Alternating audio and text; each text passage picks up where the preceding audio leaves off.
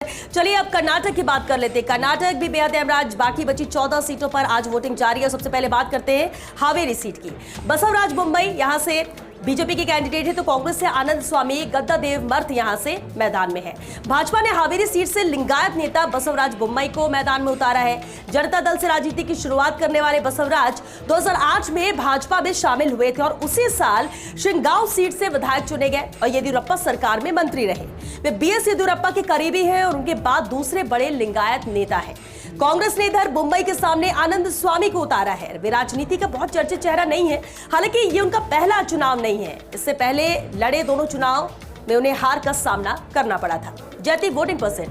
बिल्कुल श्वेता, 2014 और 2019 का हावेरी लोकसभा क्षेत्र से वोटिंग परसेंट देख लेते हैं। सबसे पहले 2014 में क्या वोटिंग परसेंट रहा इस लोकसभा क्षेत्र का वो देखते हैं। तो शिव कुमार चन्नबसप्पा ने यहां से जीत दर्ज की। भारतीय जनता पार्टी के प्रत्याशी की जीत हुई 44.75% वोटों के साथ और कांग्रेस पार्टी के सलीम अहमद को उन्होंने हराया 37.83% वोटों के साथ।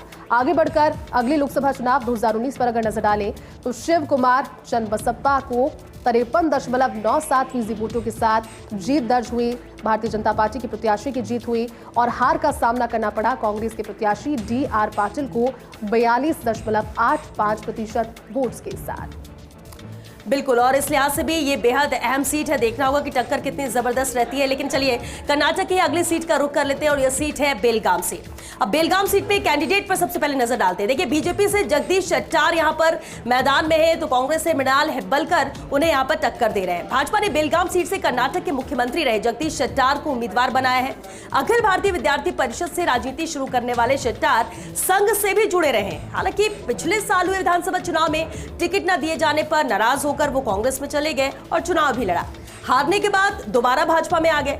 इस सीट पर 2004 से ही भाजपा का कब्जा रहा है। लेकिन कांग्रेस की बात करें तो इस सीट पर मृणाल हेब्बलकर को मैदान में उतारा है कांग्रेस ने। राज्य की महिला एवं बाल विकास मंत्री लक्ष्मी हेब्बलकर के बेटे हैं और पिछले 7-8 साल से पार्टी में सक्रिय हैं। लक्ष्मी बेलगाम ग्रामीण सीट से विधायक भी हैं। दिलचस्प मुकाबला।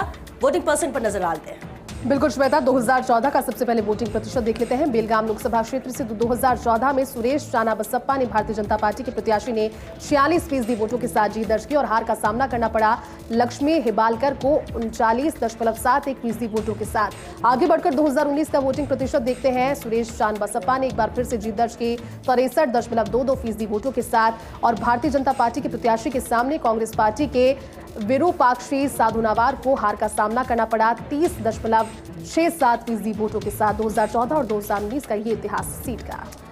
बिल्कुल, कर्नाटक की अहम सीट है धारवाड़ सीट। चलिए इस पर भी कैंडिडेट पर एक नजर डालें तो उसके बाद इस पर बात करते हैं। देखिए, यहां से बीजेपी ने प्रहलाद जोशी को अपना उम्मीदवार बनाया और कांग्रेस से विनोद आसूती हैं जो प्रहलाद जोशी को इस सीट से टक्कर दे रहे हैं। अब इस सीट की बात करें तो 2008 में परिसीमन के बाद अस्तित्व में आई सीट पर भाजपा के प्रहलाद जोशी लगातार जीतते आ रहे हैं। केंद्रीय संसदीय कार्य मंत्री जोशी पार्टी के प्रदेश अध्यक्ष भी रह चुके हैं और उनके पास कोयला मंत्रालय की भी बेहद अहम जिम्मेदारी है। वही कांग्रेस ने उनके सामने विनोद आसूती को उतारा है। पहली बार चुनाव लड़ रहे हैं। देखिए कितना दिलचस्प होगा, एक जो लगातार इस सीट से जीत कर आ रहे हैं और दूसरे कैंडिडेट वो जो पहली बार मैदान में है। जयती। बिल्कुल श्वेता, धारवाड़ सीट पर अनुभव वर्सेस फ्रेशनेस इस बार है। 2014 का वोटिंग प्रतिशत क्या रहा वो सबसे पहले दर्शकों को बता देते हैं। प्रहलाद जोशी लगातार जीतते आ रहे हैं। 2014 में जब उन्होंने जीत दर्ज की भारतीय जनता पार्टी के प्रत्याशी के तौर पर तो 44.94% वोट प्रतिशत उनका रहा। 2014 में विनय कुलकर्णी जिनकी हार हुई थी 35.58% वोटों के साथ कांग्रेस पार्टी के प्रत्याशी।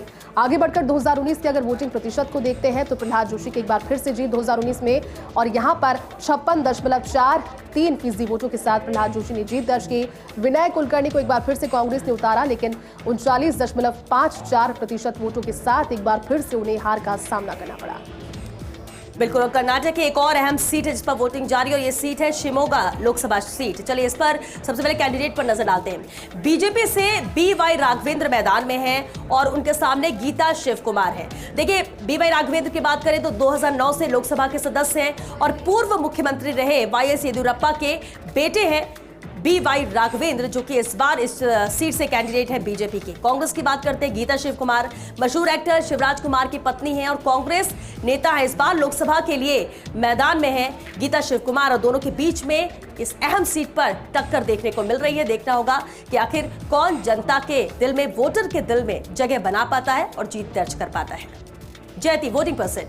बिल्कुल, शिमोगा लोकसभा क्षेत्र का 2014 का सबसे पहले वोटिंग परसेंट देख लेते हैं। तो 2014 में जीत दर्ज की बीएस येदियुरप्पा ने भारतीय जनता पार्टी से 47.23% वोटों के साथ, और मंजुनाथ भंडारी जो कि कांग्रेस पार्टी के प्रत्याशी थे 18.92% वोटों के साथ उन्होंने हार का सामना किया। मंजुनाथ भंडारी ने आगे बढ़कर 2019 में अगर वोटिंग प्रतिशत देखें तो बीवाई राघवेंद्र ने जो कि भारतीय जनता पार्टी के प्रत्याशी 56.86% वोटों के साथ उन्होंने जीत दर्ज की, और उन्होंने हराया मधु बांगरप्पा को जिनका वोटिंग प्रतिशत था 39.46%।